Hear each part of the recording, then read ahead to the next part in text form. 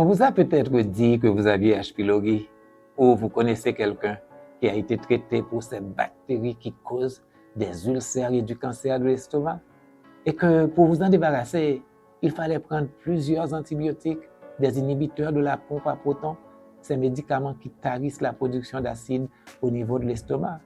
Mais et si ce microbe n'était pas l'ennemi qu'on croit, mais un colocataire ancestral mal compris, vilipendé pour créer un marché lucratif?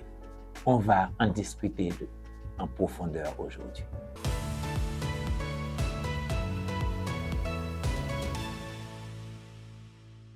Je suis Dr Dieudonné Jean-Baptiste, je pratique la médecine fonctionnelle.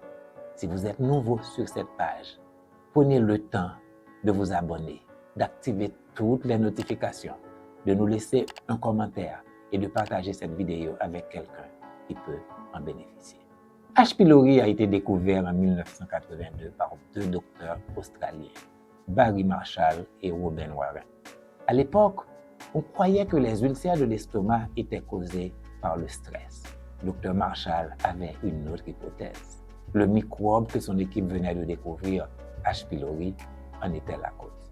Comme ce microbe ne se développe pas chez les animaux de laboratoire, il a eu une culture de ce microbe et par la suite, il a développé des symptômes digestifs. Une endoscopie a révélé une gastrite qui a été traitée par des antibiotiques. Et voilà, un dogme est né et il a valu à ses médecins un prix Nobel en 2005. Plus tard, l'OMS a classé H. pylori comme un carcinogène de classe 1 à côté de l'amiante et de la cigarette. Résultat, toute personne testée pour H. pylori est soumise à un traitement d'éradication.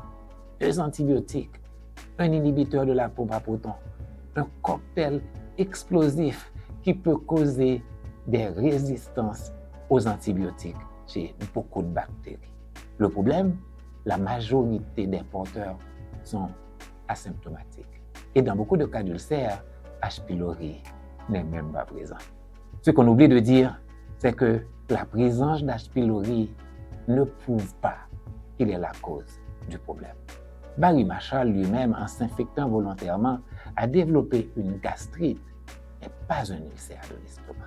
Des chercheurs comme Dr Martin Blaser, auteur du livre The Missing Microbes, un livre qui avance cette théorie que nous perdons de plus en plus de microbes dans notre société moderne avec les césariennes et l'utilisation abusive des antibiotiques. Il souligne que ce microbe a coévolué avec nous depuis des millénaires. Ce microbe, H. pylori, aide à réguler la ghrelin, un hormone qui contrôle l'appétit.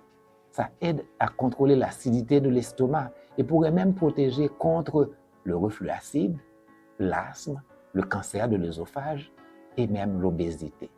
L'éradication de ce microbe avec des antibiotiques et des inhibiteurs de la pompe à protons peut avoir des conséquences graves, comme des carences en magnésium, carences en calcium, carences en fer et des infections digestives quasiment incontrôlables.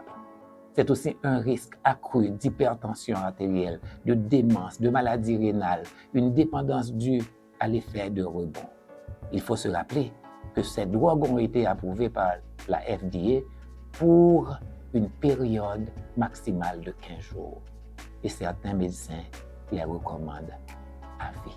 Pourquoi donc ce traitement drastique et systématique? La réponse est simple, c'est rentable. Il y a toute une industrie qui en profite. Le marché des IPP et des antiacides est colossal, 30 à 35 milliards de dollars par an. Certains experts liés aux recommandations médicales ont des conflits d'intérêts avérés. Beaucoup croient que l'histoire d'H. pylori est celle d'un microbe transformé en bouc émissaire pour des raisons essentiellement économiques. Alors, non, H. pylori n'est pas l'ennemi juré qu'on croit. Il a vécu dans l'estomac des êtres humains pendant des millénaires sans causer ni cancer ni ulcère. H. pylori n'est ni nécessaire ni suffisant pour causer le cancer de l'estomac. Sinon, le cancer de l'estomac serait très prévalent dans les sociétés primitives où virtuellement tout le monde héberge H. pylori. C'est surtout en Occident qu'on voit les cas de cancer de l'estomac. Et en Occident, il y a un tas de microbes qui sont en voie de disparition, dont H. pylori. Et c'est ce que Dr. Martin Blaser décrit dans son livre. La clé, c'est le terrain, la gestion de notre réponse au stress, le mouvement, l'alimentation, les toxines environnementales et le support du système immunitaire. Ce que la médecine conventionnelle appelle une infection, la science indépendante appelle un déséquilibre microbien.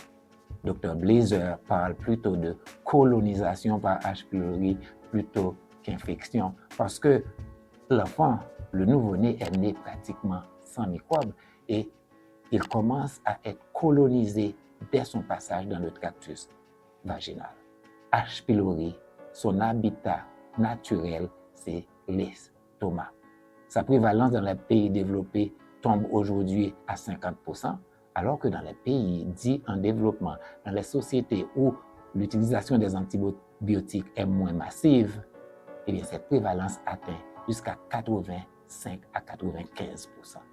Alors, comment expliquer la faible prévalence des cancers de l'estomac chez ces individus qui hébergent H. pylori et comment expliquer la croissance de ce cancer là où ce microbe commence à disparaître?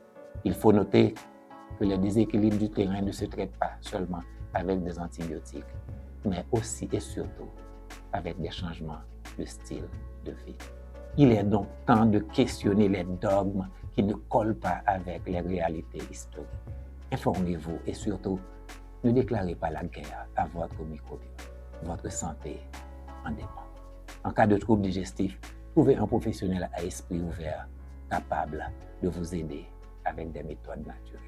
Si vous avez aimé cette vidéo, n'oubliez pas de cliquer sur le pouce en l'air, de commenter, de vous abonner et de partager.